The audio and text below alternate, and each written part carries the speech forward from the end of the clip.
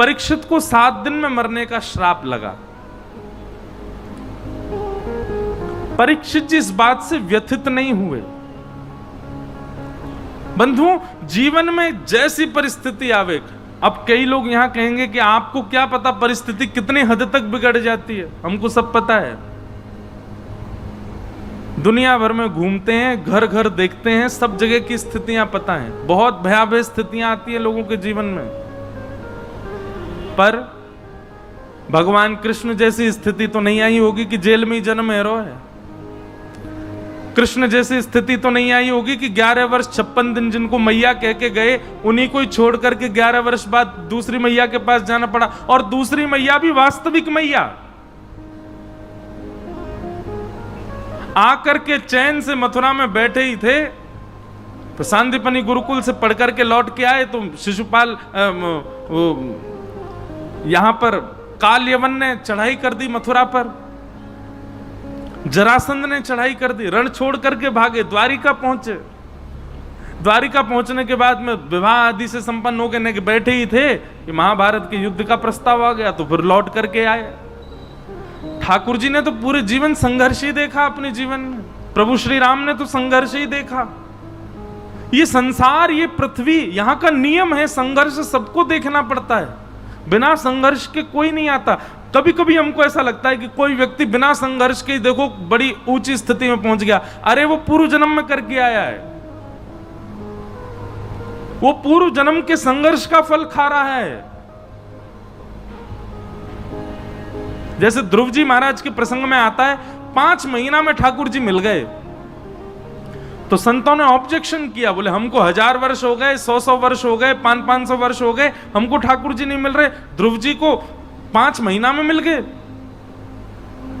तब भगवान ने बताया, बोले ध्रुव ने कितने जन्म गवा दिए, तपस्या कर करके अपने शरीर का त्याग कर दिया, केवल 5 महीने का भजन रह गया था, वही पूर्ण करने वो ध्रुव बन के आया, और 5 महीना में ठाकुर जी मिल गए। हमें हमारे जीवन में विशेष रूप की उपलब्धियां जो प्राप्त होती हैं वो संघर्ष से ही मिलती हैं। या तो इस जन्म में करना पड़ेगा, या फिर पूर्व जन्म में करके आए होंगे, सबको करना पड़ता है। उससे कभी व्यथित मत होइए।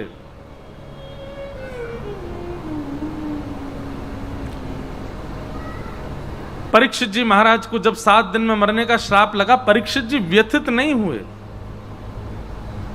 और ये एक वैष्णव का स्वभाव है, एक भक्त का स्वभाव है, वो हर चीज में क्या देखेगा? पॉजिटिविटी। कुछ भी हो जाए, अरे पाम भी टूट गयो ना, तो यहां मैं भी कछु अच्छो ही भलो ही सोचेगो।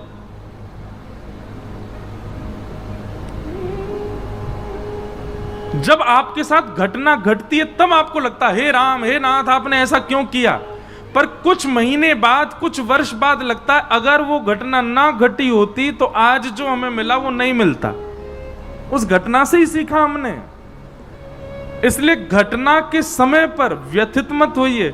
मन में देखो, अब घटना तो कैसी भी हो सकती है, उस समय आपकी स्थिति क्या ये कौन जाने, पर उस समय मन में एक भाव रखा करो, निश्चित ही ठाकुर जी ने इससे कोई भला ही सोचा होगा, वर्ष, 2 वर्ष, 5 वर्ष, 10 वर्ष बाद शायद मिलेगा। व्यथित मत हो।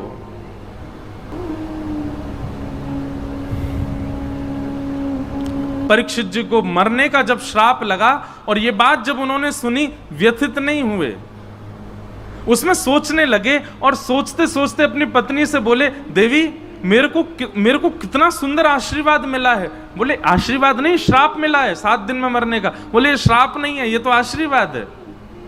बोले आपको आशीर्वाद कैसे लग रहा है?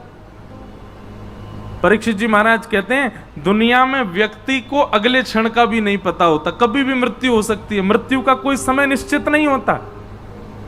पर मेरी मृत्यु निश्चित है कि 7 दिन से पहले नहीं मरूंगा मैं। हम और आप इस बात को नहीं कह सकते कि हम कल भी जीवित रहेंगे, कल कथा सुनेंगे। कल 56 भोग का प्रसंग है कथा में, कौन कौन आएगा? कौन कौन आएगा? अच्छा, जिनने हाथ ऊपर नहीं किए नहीं आएंगे। बड़े चतुर है महाराज, ब्रजवासी हैं, इन्हें पता है मैं आगे कहा बोले हुए आ रहा हूं। इन्हें ये पता है कि भैया जितने ने हाथ खड़ो किया है इनको भी नहीं पता कि हम कल आ पाएंगे।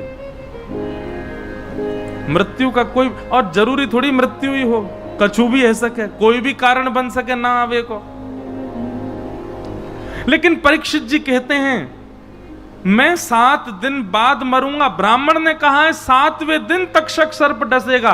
ब्रह्म वाक्यम जनार्दनम, ब्राह्मण की वाणी जनार्दन की वाणी है। इसका मतलब 7 दिन से पहले तो मुझको तक्षक, मेरी मृत्यु हो ही नहीं सकती। ब्रह्मा जी भी आकर के कहें चलो परीक्षित, तो भी मेरी मृत्यु नहीं होगी।